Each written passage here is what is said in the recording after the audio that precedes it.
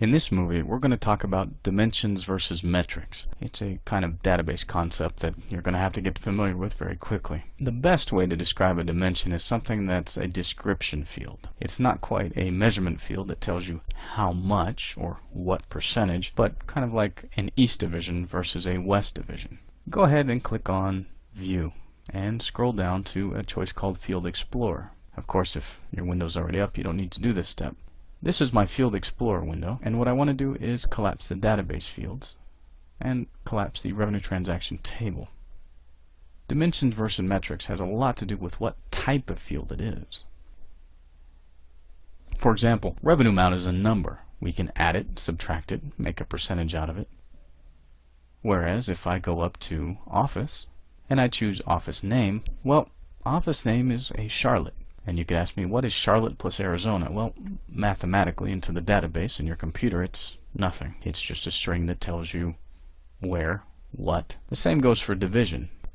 Technically, you can't add the characters west and the characters east together and arrive at any sort of meaningful conclusion. However, you can add the revenue from the east division and the west division and come up with something that actually means something. It's an actual measure. The easiest way, as a rule of thumb, if we don't want to get into the boring technical details, is a dimension is more text-based, even though it can also be a date. For example, when. It's kind of, again, describing it, the who, what, when, if you will. Whereas metrics would be numbers.